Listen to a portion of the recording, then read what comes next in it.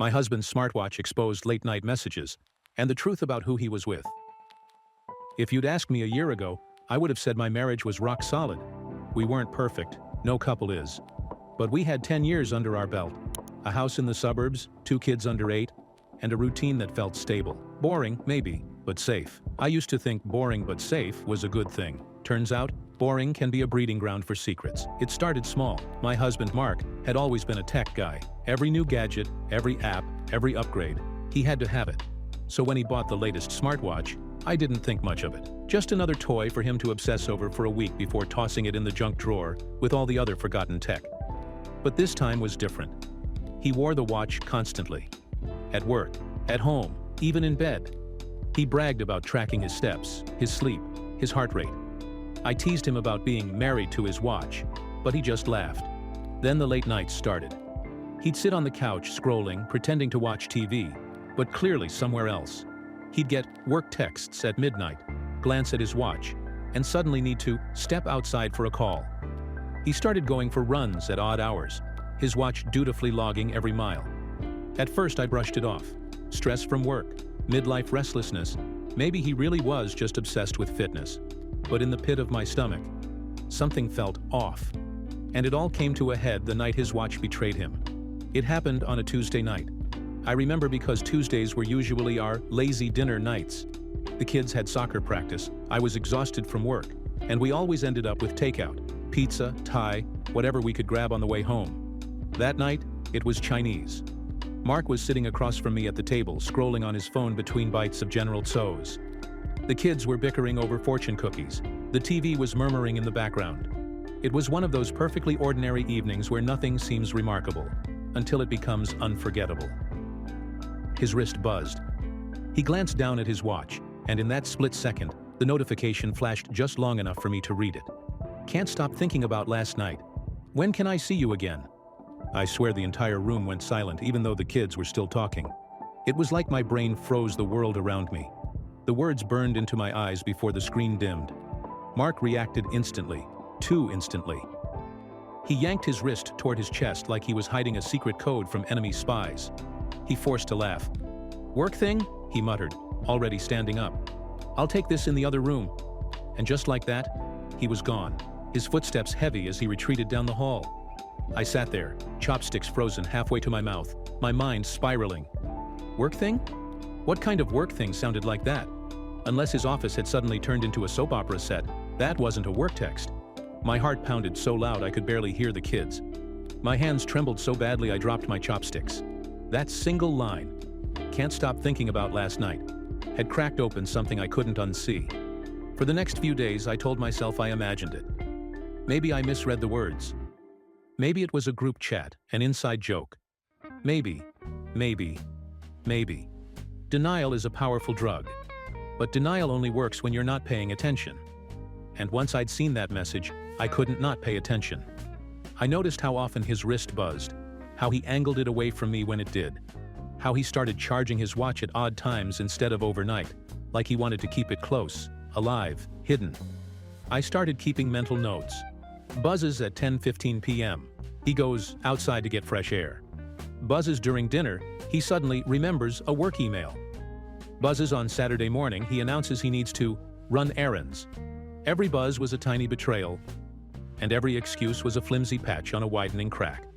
Then came the runs. Mark had never been much of a runner. Sure, he went to the gym occasionally, but running? That was new. Suddenly he was logging miles on his smartwatch, proudly showing me his stats like a teenager showing off a new driver's license. But the times never made sense. He'd leave for a 5-mile run and come back 2 hours later. His clothes would be damp, sure, but his shoes suspiciously clean. His face flushed, but not with the right kind of exertion. The watch recorded his heart rate, his pace, his route. He'd show me the little map with pride. But I noticed something. Sometimes the route just stopped. Like the GPS had lost signal, a straight line across town instead of the usual zigzag of a real run. It didn't add up. None of it did. I became obsessed. I started watching the watch more than he did. Every buzz made my stomach twist. Every time he turned his wrist away, I burned with suspicion. I Googled everything. How to read someone's smartwatch notifications. Can you sync devices without them knowing? Infidelity smartwatch clues. I felt like a crazy person, like one of those paranoid spouses on daytime TV. But deep down, I knew. That one message hadn't been a mistake. It had been a window, a glimpse into a world he was trying to keep hidden from me. And the more I stared at that little glowing screen on his wrist, the more I realized it wasn't just a watch. It was a lifeline to someone else, someone who wasn't me. Once you notice a crack in the foundation, you can't stop looking at it. At first it's a hairline fracture, tiny, barely visible, easy to dismiss. But the more you stare, the more you realize it's spreading, inch by inch, threatening the whole house. That's what it felt like with the smartwatch. After that first notification, can't stop thinking about last night. When can I see you again? I couldn't unsee it. It replayed in my head like a song on loop. I'd wake up at 2 a.m. with the words buzzing in my skull. I'd be at work, typing an email, and suddenly picture his wrist lighting up with someone else's affection. And once that seed was planted, I became a detective. Or maybe an addict. Or both. Mark's new routine became my obsession. Every night around 10 p.m., like clockwork, his wrist would buzz. Sometimes it was subtle, just a flicker of light on the screen. Other times, it vibrated long enough for me to notice across the room. He'd glance down, smile, always that same half-smile he used to give me when I texted him something flirty. Then excuse himself. I'm gonna grab a snack. I need to check something for work. I should stretch my legs. Each excuse was thinner than the last, but I nodded along, pretending I believed him. Pretending I wasn't cataloging every detail in my mind. I knew how long he was gone. I knew the rooms he retreated to, the garage, the bathroom, even the backyard. I knew the exact times his wrist buzzed, like I was syncing my own body clock to his infidelity. The worst part? I started waiting for it, like some masochistic ritual. I'd sit there pretending to read or scroll my phone and think, it's 9:58, 2 minutes to go. And sure enough, buzz. It was almost comforting, in a sick way. At least I wasn't crazy. At least the pattern was real. Mark loved showing off the health features of his smartwatch. Heart rate, steps, calories burned. He'd pull up the app on his phone, brag about how his resting heart rate was athlete level, or how many calories he torched during a run. But the numbers betrayed him. I started studying them like sacred texts. And what I noticed chilled me. His heart rate spiked, dramatically, at odd times. Not during his supposed runs. Not during workouts, but late at night, in the middle of phone calls or errands. One night at 11:37 p.m., while he was supposedly in the garage, his heart rate skyrocketed to 142 for 15 minutes straight. Then it dropped. And he came back into the living room looking flushed, hair slightly damp, mumbling something about organizing tools. I knew what I was looking at. The body doesn't lie. His heart wasn't racing from lifting toolboxes. Here's the thing about smartwatches. They sync. To phones, to laptops, to tablets. One afternoon while Mark was showering, I picked up his watch from the charger. My hands shook as I navigated the menus, praying I wouldn't trigger some alert. But there it was, the settings option to pair with another device. I hesitated. Was this crossing a line? Maybe. But hadn't he already crossed one? I synced it to my iPad. It asked for a code. I panicked, about to give up, when I realized the code flashed right on his watch face, glowing at me like an invitation. I entered it. The devices paired. And just like that, the world I'd been locked out of cracked open. That night, while Mark snored beside me, I slipped out of bed and opened the synced app on my iPad. The messages were there. Not all, some had been deleted on his end, but enough. Tonight was amazing. You make me feel alive. I love how you can't keep your hands off me. Wish you were here instead of her. That last one made me physically gag. Her. That was me.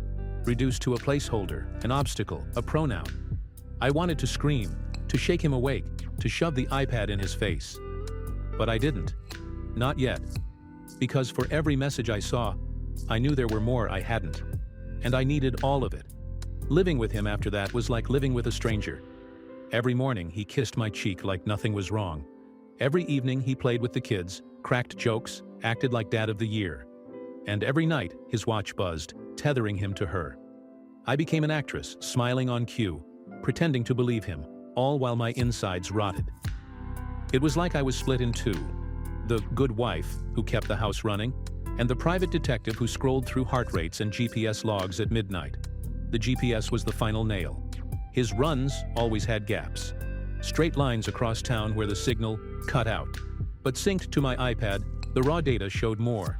Those gaps ended near a small apartment complex across the river. Every time, the same address. I Googled it. My chest tightened when I saw it was a complex filled with single-bedroom rentals. Not friends. Not co-workers. Not errands. Her. One Saturday, Mark claimed he had to work late.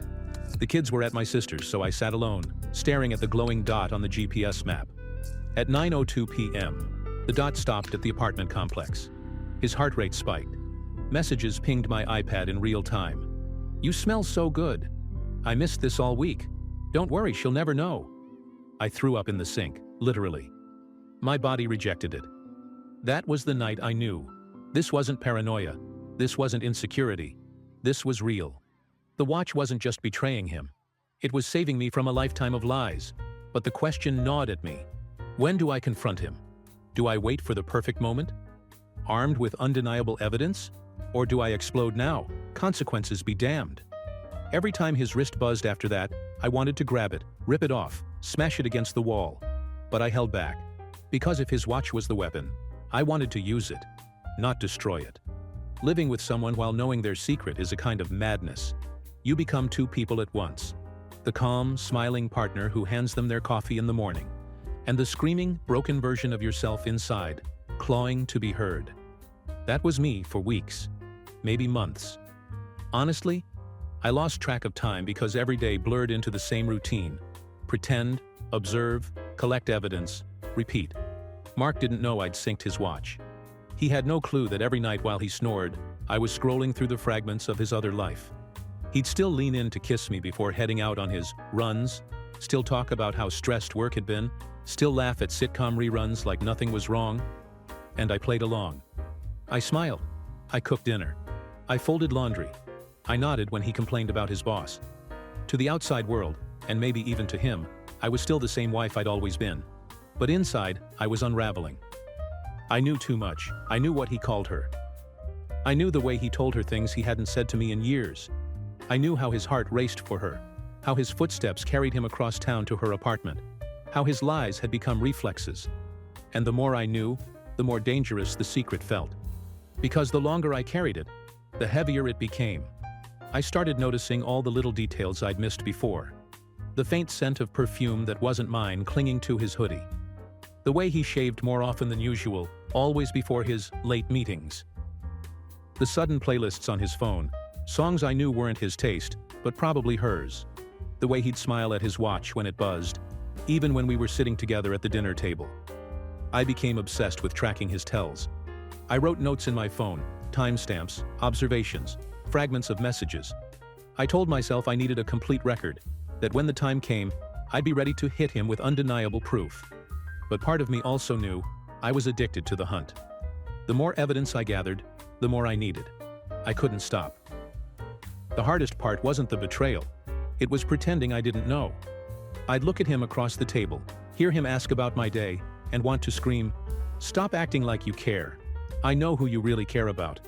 I'd hug him goodnight, feel his body relax against mine and think, "You were with her this afternoon, and now you come home and act like nothing happened." I started avoiding intimacy. When he reached for me, I'd pull away, claiming I was tired or stressed. He noticed, of course. He'd sigh, mumble something about me being distant. The irony nearly made me laugh, but mostly I cried in secret. In the shower, in the car, on my lunch breaks. I'd cry until my chest hurt, then wipe my face and go back to pretending. It was like living in a play, trapped in a role I hated, while the audience, my friends, my family, clapped, unaware of the truth behind the curtain. Eventually, my mask started slipping. Rachel, my best friend, noticed first. "You look exhausted," she said over coffee one afternoon. I wanted to tell her everything, to pour it all out, but I couldn't. Not yet. Because once you say it out loud, it becomes real. My mom noticed too. "Are you and Mark okay?" she asked gently. "You seem tense." I lied, said work was stressful. She nodded, unconvinced. Even the kids picked up on it. My oldest asked why Dad was gone so much. My youngest started clinging to me at night, like she sensed I was slipping away too. That nearly broke me. They deserved better. They deserved parents who weren't playing tug-of-war with lies. The more reckless Mark got, the more obsessed I became. One night, he said he was working late. I opened the synced GPS data and watched his little dot travel not to his office, but straight to her apartment complex. I sat in the dark living room staring at the map, watching the dot sit there, seeing his heart rate spike again. Reading the real-time messages he sent her. "You're so beautiful. I wish I could stay longer. Don't worry, she'll never suspect a thing." Me. The rage that boiled up in me was indescribable. I gripped the iPad so tightly I thought I'd snap it in half. And then I did something I'm not proud of. I drove there. It was midnight. The roads were empty. My hands shook on the steering wheel as I followed the map, mile by mile, until I reached the apartment complex. I parked down the street, engine off, lights out. His car was there, parked right outside her building, like he owned the place. I sat in the darkness, heart hammering, fighting the urge to storm up and pound on the door, to drag him out by the collar, to scream so loud the entire block heard me. But I didn't. I stayed in the car, silent, watching. After an hour, he came out, smiling, relaxed, like he'd just left a spa. He kissed her goodbye at the door. I couldn't see her face, but I saw enough. Then he drove home, humming to the radio like nothing had happened. I followed at a distance, my chest hollow. By the time I pulled into our driveway, I'd made my decision. I wasn't going to confront him in the heat of the moment. Not yet. That would give him room to lie, to twist, to gaslight. No, I'd wait. I'd collect every scrap of evidence, every message, every GPS log, every heart rate spike. And then, when I had it all, I'd drop it on him like a bomb he couldn't defuse. Because this wasn't just about catching him. It was about making him face the truth. About stripping away every excuse, every lie, until there was nowhere left to hide. But keeping that decision meant one thing. I had to keep pretending, keep smiling, keep living this double life a little longer. And every day I did, it chipped away at me. There's only so much a person can take before they crack. And I was close. The kids, the lies, the secret late-night tears. It was all stacking up. Every buzz of his watch felt like a countdown. Every smile he gave me felt like a dagger. I knew the confrontation was coming. I could feel it in my bones. The only question was when, and how much damage it would leave behind. There's only so long you can live in a house of lies before the walls cave in. For me, the breaking point wasn't a single message or one suspicious trip. It was the accumulation. A mountain of late-night notifications, GPS logs, heart rate spikes, and stolen hours. Each piece was a grain of sand, and together they formed a landslide I couldn't hold back anymore. By then, I had weeks of proof. I'd saved screenshots of the synced messages, his GPS routes, his heart rate data. I had it all neatly organized in a hidden folder on my iPad, like a case file for a trial I knew was coming. The evidence wasn't the problem. The problem was timing. I didn't want to confront him with the kids in the house. They were innocent, and they didn't deserve to see their parents tear each other apart. But finding a moment alone was harder than I thought. He was always hovering, always watching, always pretending everything was normal. Finally, one Friday night, the stars aligned. The kids were having a sleepover at my sister's house. It was just the two of us at home, on a rainy evening that should have been cozy. Instead, it was the night I planned to detonate my marriage. Mark made dinner, spaghetti, his go-to. He poured us both glasses of wine. He even lit candles, like he was trying to stage a romantic night. I sat across from him swirling my wine, watching him twirl pasta around his fork. Every move felt surreal. How could he sit there, smiling at me, knowing what I knew? How could he pretend we were okay? Halfway through the meal, his wrist buzzed. Reflexively, he glanced at it, then tilted his wrist just out of my view. A small smile flickered across his face before he masked it. That was it. That was the final straw. I set my fork down. "Who just texted you?" He froze, mid-bite. "What?" "Your watch just buzzed. Who was it?" He chuckled too quickly. "Work stuff. Always something with the office." I stared at him, silent. He shifted in his chair. "Why are you looking at me like that?" I reached for my iPad, which I'd hidden under a stack of mail on the counter. I pulled it out, unlocked it, and slid it across the table toward him. On the screen, his messages, synced directly from his watch, the most recent one glowing at the top. "Can't wait until you sneak out again. Last night was amazing. His fork clattered onto the plate, his face drained of color. At first he tried to deny it. This isn't what it looks like. I laughed, a bitter, hollow sound. Really? Because it looks exactly like what it is. It's just jokes, he stammered. She's a friend. We play around. Friends don't send each other hotel addresses. Friends don't say they wish you were with them instead of your wife. His mouth opened, then closed. He reached for the iPad, but I yanked it back. No, you don't get to delete this. You don't get to erase what you've done. The words poured out of me, hot and unstoppable. Weeks of silence, of pretending, of swallowing the truth. All of it erupted. How long, Mark? How long have you been sneaking around while I sat here, raising our kids, holding this house together? How many lies did you tell me? How many nights did you leave me alone so you could run to her? He put his hands up, pleading. Please, it's not like that. I still love you.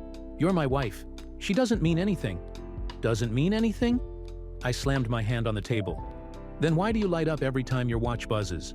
Why is your heart racing at midnight in her apartment? Why do you tell her you can't keep your hands off her? That's not nothing, Mark. That's everything. He was sweating now, panicked, scrambling for words that wouldn't come. Finally, the fight drained out of him. He slumped back in his chair, rubbing his face with both hands. I'm sorry, he whispered. I messed up. I wanted to scream at him, to hurl the wine glass against the wall, to make him feel the kind of pain I'd been drowning in. But instead, I just sat there, numb. Sorry doesn't fix this, I said quietly. Sorry doesn't unwrite the messages. Sorry doesn't make me forget the smell of her perfume on your clothes. Sorry doesn't erase the way you looked at her like you used to look at me. Tears filled his eyes. Maybe they were real. Maybe they weren't. I didn't care anymore.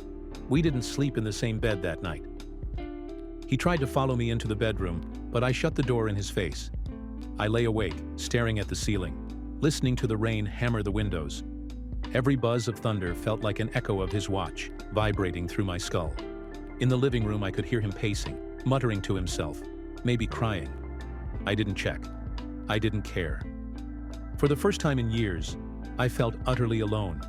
And in a twisted way, it was a relief, because at least I wasn't pretending anymore.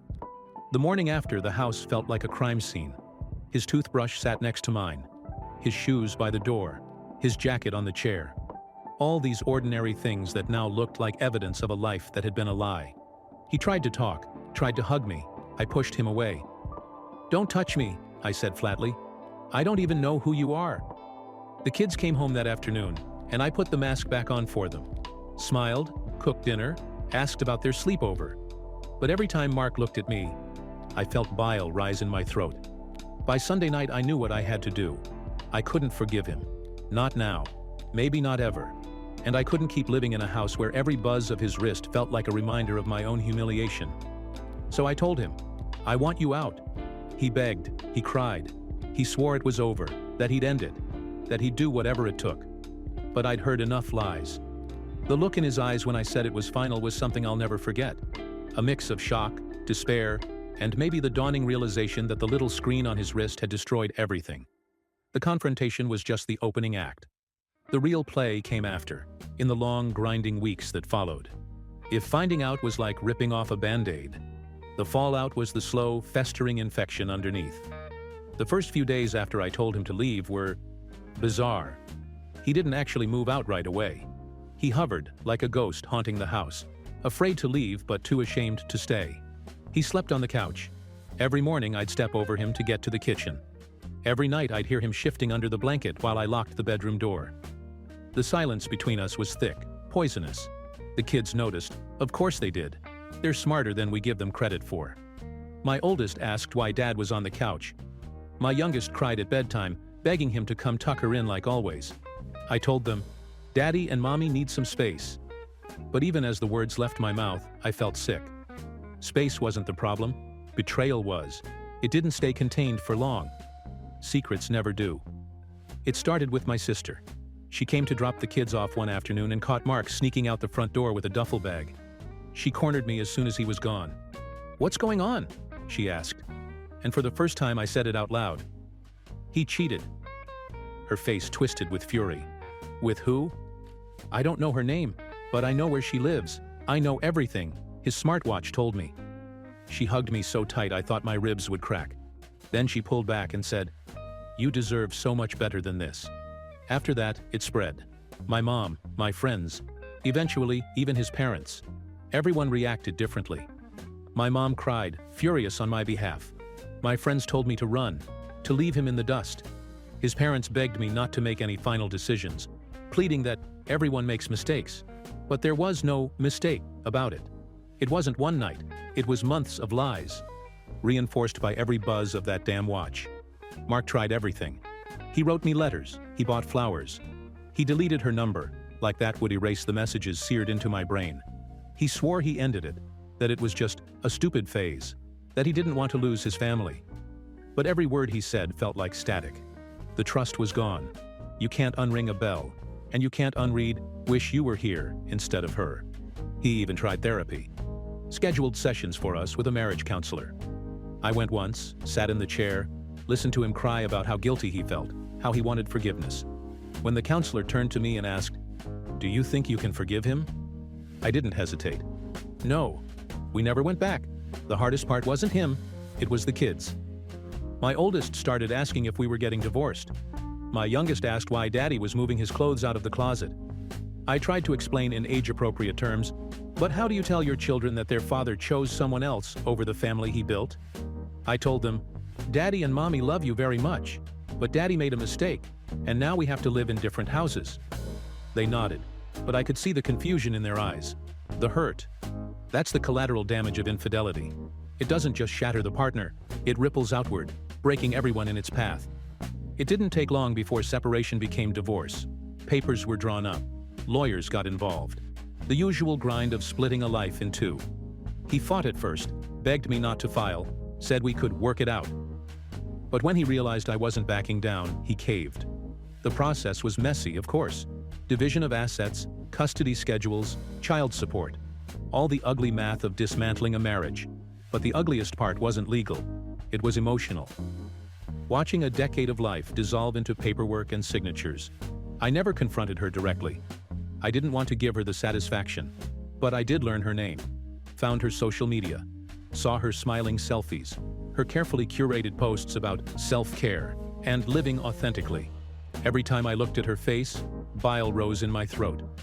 This was the woman who thought my life was disposable, who thought my children's family was something she could borrow. But in a twisted way, I didn't blame her as much as I blamed him. She hadn't made vows to me. He had. Mark moved into a small apartment across town. The same complex where I'd watched his GPS stop night after night. Ironic, isn't it? He sees the kids on weekends. He tries to play the role of fun dad, taking them out for ice cream, buying them toys. They love him, of course, but I can see the cracks. My oldest doesn't look at him the same way. My youngest asks me sometimes, "Why can't Daddy come back home?" And I have to swallow my anger, my grief, and say, because sometimes grown-ups make choices they can't take back. For me, healing has been slow. Some days I feel strong, free, like I shed a weight I didn't even realize I was carrying. Other days, I feel hollow, like a ghost of myself. I deleted the synced app eventually. I couldn't look at it anymore. The watch had been my ally, my source of truth. But it was also my tormentor, buzzing like a metronome of betrayal. I focused on the kids, on my job, on rediscovering pieces of myself I'd lost in the shuffle of marriage. I started running again, real running, not the kind he faked. Each mile was a reminder that I was still here, still moving forward. If there's one thing I've learned, it's this. Technology doesn't lie. People do. That little screen on his wrist told me the truth he never would. It exposed the late nights, the hidden heartbeats, the words whispered to someone else. It ripped off the mask he wore every day in our home.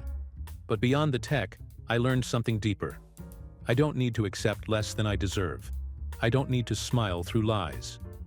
I don't need to carry someone else's betrayal like it's my burden. He made his choice, and I made mine. It's been a year since the night I slid that iPad across the table. I still get pangs when I see a smartwatch on someone's wrist. Still flinch at late-night buzzes on my phone.